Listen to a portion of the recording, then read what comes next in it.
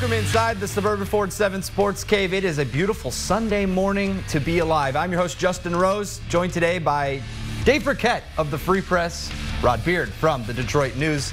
We have lots and lots to talk about, guys. I mean, another busy week, and we're getting closer and closer to actual football being played. Good thing. About time. I know, right? Yeah. It's got to be a long off season for you, especially. You know, it flies by, though, because it's the end of June, beginning of July. It's the only real time off in the NFL. Yeah. We're back at it, right? Yeah, absolutely. We're back at it. We were back at it yesterday down at Ford Field, as were the Lions, playing in a Family Day simulated type practice game. We'll get to that in a minute. We'll also talk a little bit about Matthew Stafford's contract. I think that's where a lot of people are just interested to see what kind of happens with that. So much more, Tigers as well, but let's get started right with the Lions down at Family Day yesterday, Ford Field. I have not yet been in to see the new facilities and the additions and stuff. Will people be blown away by the renovations at Ford Field? You know what, I was talking to neighbors, had a little bonfire last night and went over there, and a couple of my neighbors they went to the practice yesterday, and they ended up buying season tickets. So the Lions must have done a good job of presenting and selling the new stadium, the upgrades that they've made to the stadium. And I do think fans will like what they see. I mean, the scoreboard is significantly bigger when you see the video board compared to, they did a little demonstration yesterday of when you see the video board compared to the size it was last year. There's just no mistaking how much bigger it is. So ultimately, though, it's going to be about the product on the field. And, you know, I don't know how the Lions are going to be in that regard last year. They got some questions on both lines, certainly coming off a playoff berth and playoffs 2 of the last 3 years. There's some optimism, but you're still competing against the Green Bay Packers in the NFC North. You know, I talked to one of the Lions coaches the other day, and I asked him, I said, is my theory true or not? Because I say this all the time. Each NFL team, besides 2 or 3 teams at the bottom and 2 or 3 teams at the top, are designed to go 8-8. And barring injuries and how the ball bounces, you're going to be either 6-10 or 12-4. And he said that is absolutely an accurate take. And we as coaches, we understand health is a huge concern. You know, getting the maximized out of your players and having better players. And he told me this Lions team, best talented depth he's seen in some time. Well, it's about the depth, but then you're at that 8-8 point, but what are the decisions that you make as a coach? I mean, do you take the win? Do you defer? I mean, there are little things. I think we moved on from that a little bit. We've never moved on from that. But it is those decisions, and do you go for it on 4th and short here? Is a penalty going to go this way or that way? Those are the things that ultimately flip you from being one game here or another game there. The Lions, we've seen at the ends of games in fourth quarters, and Matthew Stafford, the comeback kid, has been able to pull that victory out of the jaws of defeat in some of those cases. Yeah, I think you're right. It is 8-8, and then just little things here and there can get you another win or another win. It's injuries, too. Injuries, luck. Absolutely. I mean, that stuff plays in. I mean, I think you're 100% right, and we've talked about this a long time, that most teams in the NFL are right around that 8-8 mark, right? We're not talking about the Jets and the Cleveland Browns, who we know are going to win 3 or 4 games, and the Patriots, who are probably going to win, 13 or 14. But just about every other team is right in that 8-8 mix, and I think the Lions are there. But they've suffered a big injury already in Taylor Decker. In their offensive line, there's some significant questions at the left tackle spot right now with Greg Robinson, with Cyrus Kwanjo. Defensive line, no Ziggy Ansah right now. I think those are just 2 significant areas that, if I'm projecting ahead, I have big concerns about those spots heading into the season. I think a lot of people want to put the precipice on, oh, these guys are pros. Once they get back from injury, they're going to be fine. And it's like, no, they're losing all of the work, all of the reps, all of those little things. Yes, I'm sure, in some cases they know exactly where to step in and play. Maybe Ziggy's kind of getting to that point where he can step in and play right away. But Taylor Decker is in his 2nd year. I mean, he's only known this offense for, what, 8 to 12 months, 15 months now? I think Taylor Decker is going to be fine, but guess what? They also play Chandler Jones and the Arizona Cardinals in Week 1, and they got Jason Pierre-Paul and the New York Giants early on their schedule, the Minnesota Vikings, who always have a good defense. So, it's not an easy road. In fact, I think the Lions' first 5 games is one of the more difficult stretches in the NFL this year, and that's going to tell a big part of the tale of the season and what the Lions can do if they can survive that Taylor Decker injury, because he's probably not going to be back until about midway through the season. And that's key that you bring up those first 5 games, because we've seen with this team, they start really slow, and then at the end of the year, when they're 4-8, then they come back and win the last 4 games and get to 8-8, and you say that's a good season. 8-8, that's something to build on. Well, if you didn't start 4-8, well, then it would have 2 years ago, 1-7. Yeah, I mean, and then they came back and flipped it around. When that was what was interesting about that season. But it is interesting. I think people aren't putting enough things on the schedule. I do wonder, though, if Matthew Stafford will be a contracted player this year, as far as extended, or if he will play the remainder of this thing out and test the waters. Dave, I wanted to ask you this because I know you're close with this whole situation. Would it be wise for him to test that type of Kirk Cousins-esque, franchise tag for a year or two, or is it in the better interest of him to how do you slice this up? Well, from a pure business standpoint, I think it makes sense for many of those quarterbacks to play their contract out till the end. I mean, there's just more money to be made the longer you take it out. Now, I don't think that's going to happen here. I think the Lions and Stafford, granted there's a gap in where they stand in the negotiations right now, but I think it means enough to the Lions to get this done. Stafford wants to stay here and be a Lion. And, putting aside the money, there's some benefits to a player to getting the deal done too. I mean, just everybody's human, so you know where you're going to be. And then beyond that, fans, they start to get upset if you're not under contract. They start to, no matter whether it's the team or whether it's the player, they put a lot of it back on the player. The team is their team, and it always has been, and it always will be. So a lot of their angst, a lot of their frustration is directed towards the player, and we've seen that affect guys different ways over the years. So put nothing to, he's got kids now, and he's got to take care of those kids. I think he'll be fine with whatever he signs with those kids. I do wonder how much of him, being, I don't want to call him a superstar, but he is the face of the franchise at this point. How much does he have to, and I'm saying this with all due respect, kind of take the cut to make the team better? Because that's the other part of it. No, you can't do that if you're a player. Look, first of all, Matthew Stafford did take less money on his last deal. Okay? Right. He signed with 2 years left on his rookie deal. If he would have played it out, he would have got more money. There's no disputing that. And, my understanding is some people wanted him to wait on a contract, but he stepped up and he took a little bit less money to get that thing done. Again, maybe that's better for the human element of a player, but it is not incumbent upon a player at all to give a team less money. It is up to the team to spend their resources wisely. This is a rising salary cap environment. Matthew Stafford should get every penny that he thinks he deserves. He's earned and deserved it. Absolutely. There's no question. I just wonder how much fans out there think about, well, if he takes less. But you're right, because you're right. The salary cap will go up, it will rise, and then if you sign him to big money now, in the next 2 years, you might get some of that back as far as the cap moving up and you being able to spend more elsewhere. But fans will also, the savvy fans will also say, the Lions can't be cheap. If they've got the opportunity and they feel that this guy is worth every bit of it, and he is. I mean, you can't be cheap with the quarterback like this. What are your other options? Are you going to throw Jake Rudock out there to start for you? No, you better take care of your guy. And even in the Ndamukong Suh situation, where he wasn't really a fan favorite, Stafford is. And if they somehow bungle this, they're going to lose a lot of fans, and we always say that they're going to lose fans, but it's just another black mark on their resume of how they've treated players. And we've seen it with Calvin, we've seen it with Sue, we've seen it with a bunch of other folks, that they have to do something that says, we're a professional organization, we're an elite or a top-notch organization, and we're going to behave that way. I think the three of us can agree we've all seen somewhat of a shift from the top with Rod Wood coming in and Bob Quinn kind of changing some of that. Is that fair to say that we think that some of those, they understand the past being the past? That's to that point of being a professional organization. But it looks like they're moving past some of those blunders and stuff. To the team, a couple weeks away, they're going to have their first preseason game, next weekend?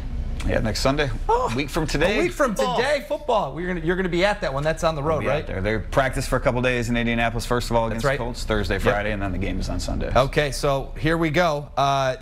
Who surprised you so far in campus? Who's jumped off the page at you as a guy that's going to be a new guy out there that people are going to know? I think you got to talk about a couple of the rookies for starters. Jared Davis, first-round pick, linebacker out of Florida.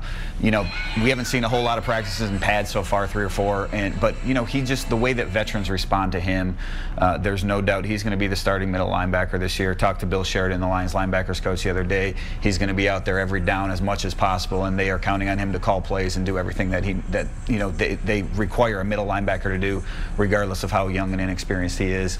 The other one is Kenny Golladay, the third-round pick. He's a guy that, look, he still has his rookie moments at times where his feet get a little sloppy. Every once in a while you may see a drop or something may not go exactly as planned, but Kenny Golladay, has the makings of, I think, a pretty good receiver. He'll be the 3rd receiver this year, probably the 5th or 6th target when you include Theo Riddick and Eric Ebron in the mix. But so I wouldn't expect, you know, too big of things if you're looking to draft him for your fantasy football team. But I think he can be a really good player in time. What about biggest concerns, Rod? You've been out to practice. You've seen some things. Easy, low-hanging fruit is offensive line. Absolutely. Give me another area of concern. I think it's still the linebackers too. Is that we've talked about the defensive line, and you've got some injuries there. I mean, that's another key concern. But what does that back 7 do for you? And that starts with the linebackers. And Jim Caldwell talked about with Davis. He's still a rookie, though. So all of these things that we see in practice are just kind of flashes of that. And they've been good flashes. But can he sustain that throughout an NFL season at a very important position? That's going to be tough for him to process all of that and then to be able to perform on a game-to-game basis. I'm going to go with running back. Offensive line is a part of that, because if they don't open up holes, the small receivers that they do have can't make anything happen. But I'm still just very wary that both those guys are just too small. Watching Amir Abdullah, if you've never seen him in real life, he comes up to my shoulder. I mean, the guy is, and we're talking about 300-pound men up there falling on top of him, and I'm worried about his fragility, I guess, if you will. The injuries. I mean, you know, that's a concern with him, obviously, having missed most of last year with the Liz Frank surgery and had the shoulder the year before. I mean, he's well put together, obviously, and I think he can be a really successful player, a good player if he stays healthy. That's a concern. You mentioned the offensive line, though, and you said, I know that's a given, but man, the left tackle spot right now is it's scary. And watching guys, watching your tweets and everybody's tweets from yesterday was, ooh, he get a chance. Ooh, he gets a chance. Now he gets a chance. And nothing seemed like they were getting anything there. To come full circle, you got to keep Stafford healthy, and you know they're going to have 5-6 games of where that's a big question because of what's happening at the left. Unbelievable ability to bring that full circle for you. You just did all my work for me. I don't have to do anything. Coming up next, we're going to talk a little bit about what the Tigers are up to, because all of a sudden they trade all their players and they look like one of the hotter teams in the American League. And we're also going to take your tweets. So use the hashtag 7Sportscave. Get those in. That's coming up in a couple of segments. If you want to ask either of these guys a question about what they saw at Lions camp the past 2 weeks, now is the time to do it. You don't even have to pay any money for it. It's coming up next on the Suburban Ford 7 Sportscave. Stay with us.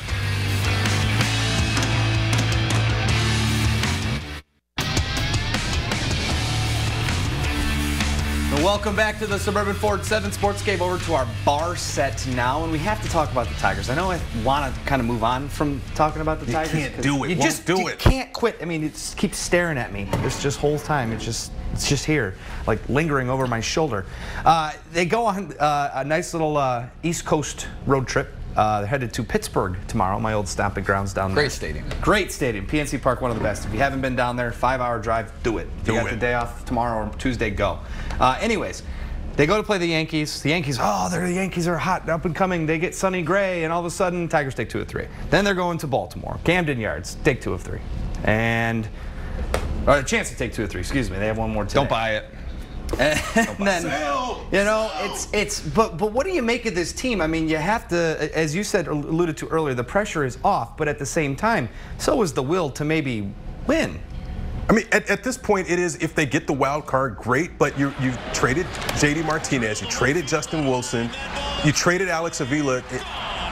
You just feel like the pedal's off, the foot's off the pedal a little bit, and they're not worrying about some of these things as much as they were, and now they're just playing loose and free, and you see what the results are. You know what I think it may be a little bit is that competitiveness that athletes have, right? All of a sudden, everything's going against them. Hey, we don't believe in you. We're trading JD. We're trading Avila. You know, the front office makes a couple moves, and the guys on the field say, you know what, you need to believe in us a little bit, and they play well. But they're not going to be able to sustain this. I mean, we got 2 months left in the season, and let's be honest, you look at their roster right now versus the roster of some of the other teams, not just in the Central, but in the American League, some of the teams they'll be vying for a wild card with. I just don't see this as a sustainable thing for the Tigers. Yeah, and Joe Jimenez gave up all the home runs you're seeing right now. That's what gave Baltimore the victory late into the game, snatched as you said it earlier, the victory from the jaws of defeat. But they do have some of those young pieces. They do have some of those guys. Calendaro is a guy that the Cubs were getting pressured, and stories were being written about him getting playing time. When does he get a crack up here? When does he get a chance to come up here? Is he still kind of a year away? Do you let him come up now if the season is lost, and if you're playing for pride, if you will, but you also want to make this rebuild as short as possible. Don't you give the young kid a shot? Well, you know, I don't know much about Candelario beyond what my colleague Anthony Fennick has written, so, you know, I take everything with a grain of salt coming right now. But, you know, I think maybe at the end of the year, you know, September, you make him a September call-up. I don't know what the contractual if he's on the 40-man roster already or where things stand like that. Maybe it would make more sense to wait until Super 2 passes next year, drop a baseball term. But, yeah, right, showing my flexibility in sports there. But, no, I mean, I think you'd like to see him. You'd like to get a sense of what you have and at least give the fans something to cling on to for next year, because you don't know exactly what's going to happen this offseason. You need to start making new fan favorites, because if some of the other trades do go down in the offseason, there may not be a Verlander to buy a jersey of. There may not be, well, there will be Cabrera. He ain't going anywhere. But, like, Upton might be moving on. I mean, he's playing great, but he can opt out if he wants to. Well, I think the key here is, you mentioned September call-ups. You take a look at them, but what this all means is that at some point Cabrera's going to move to DH. You can move Nick Castellanos over to first base and create a spot for him. And that was the hubbub about it, is why are we getting third basemen and why are we getting people where we have people right now, young guys, who are filling those spots? But if you've got to look forward into the future and say Victor Martinez is not going to be here forever, as long as he's been here already. But you've got to at some point move Miggy to a DH spot. He can't play third anymore. You can see where maybe playing the field and playing first base has done something. They're talking about getting depth in the organization because they just don't have the minor league system is just completely depleted of positional play. Until now. All right, coming up next, we're taking your tweets. Use the hashtag 7, that's the number 7. Then Sportscave. Oh, and they want us to make this shot. We'll do it next. Ask the Analyst. Don't block it. Oh!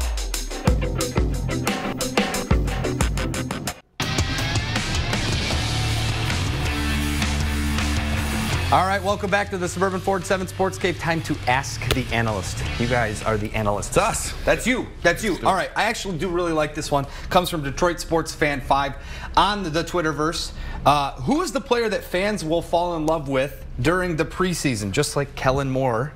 Kellen Moore. The fascination with him a couple of years ago. Now, we've seen it. Kellen Moore, Zach Zenner when he had that big preseason, Jay Spillingsley last year. Maybe, you know, Jared Abrederis. I'll go with him. I mean, this is a guy that a little bit of an underdog, right? Didn't play a whole lot in Green Bay. I think people may recognize the name from Wisconsin. He's looked pretty good going back to the spring. Runs really crisp routes, and I think he's a guy that could put up some big stats in the preseason. So he's, you know, fans may come away saying that's a guy that needs a roster spot right there. I'm going to say Brad Kaya for the very easy by Felicia reference, but also in the last preseason games, he'll get a lot of time, and people will see that he's got a pretty good arm and does pretty well there. Just don't want the Lions saying bye Felicia to him at the end of it. Or by Stafford either. Yeah, absolutely. I do think that it is going to be a guy like a Jared Davis. I think people can gravitate towards the type of personality he has, the smartness, and to your point, having veterans listen to a rookie that comes into a room is a big deal. He could be a fan favorite for a team for a long, long time. And yeah, that's what you want from your first-round picks as you have them.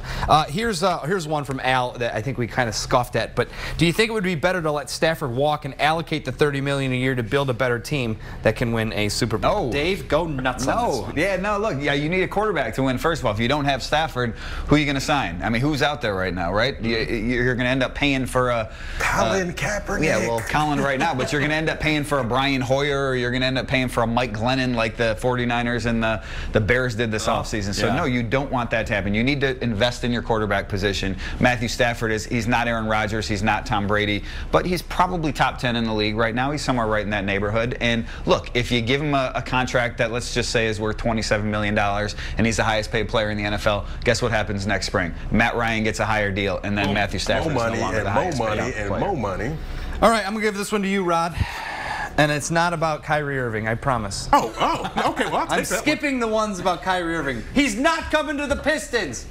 How far do you think the Lions will go this season? What's your thought process here? I know Dave will have his and his picks coming up here in a couple of weeks, but I'll say 7 and 9. I mean, there's some optimism that's there. And again, I think if they have a bad start to the season, they'll kind of be out of it and then work their way back to get to 7 and 9. Okay. All right. That's fair. When you get to save yours for the newspaper. How about that? We'll get to some of our... I'm not too far off. But not too far off. Okay. Now start the speculation. Where is he going? 6 and 10? 6 and 10. 8 and 8? Ooh, who knows?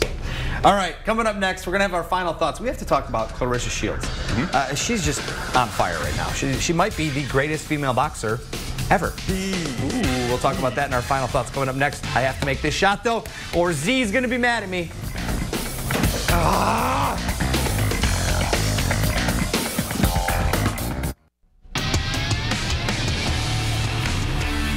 Final segment of the Suburban 4-7 Sportscave on this beautiful Sunday morning / almost afternoon. You guys got any big plans today?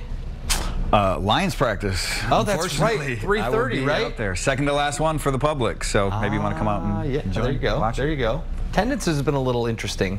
You know, it hasn't been. You know, I like what they've done to the grounds. They've you know, they have a different setup out there, but the atmosphere has been sort of dry. They need a little music. They added that the last couple of days, but it still hasn't done a lot to maybe really come out of excite the gate the fans. With that, yeah, the first day. Clarissa Shields beat Nikki Adler, I believe, last night, super middleweight title. I said maybe she could be on the cusp. A couple gold medals now, best woman boxer ever. I mean, she's wearing the GWOAT, the greatest woman of all time, jacket around. Quote jacket. No? Yes? Maybe? I still say Layla Ali. I think there's maybe a little bit more there. And Shields is on the road to it, but I think she needs a longer professional career. And I saw the previous fight where she won her first belt, but it's do a little bit more and we can start talking about it. But not just yet. I'm not one to really confer all of those things on folks right at the very beginning. I think it's kind of fun. The boxing's in Detroit. I mean, you go down to MGM Grand. It has that kind of that Vegas type feel. I haven't done it yet. I should probably do that to maybe see if I like it or not. But would that be something that you guys would be interested in doing at some point? The last boxing match I covered was Mike Tyson against Peter the Tomato Can McNeely. Some of you guys. Yeah, and just finish it with that. Just end with that. End with that. Yeah, I don't think you could beat that. And I did. That was it. By the way, got to give a shout out to Detroit City FC. They lost last night in penalty kicks to a Midland, Texas team in the national semifinals for their division of soccer. So congratulations to them on an unbelievable season. It shows soccer can be a viable sport in Detroit. I think so, but they have their own groundswell of support and following, so that's a different idea there. Grassroots effort. Not MLS, but their own grassroots deal. They would burn it down. I'm just saying, they're a fiery little bunch. Guys, thank you so much. Appreciate both your time today. Rod, Dave, thank you for watching at home, and we will see you in exactly 1 week on the Suburban 4-7 Sportscave. Goodbye.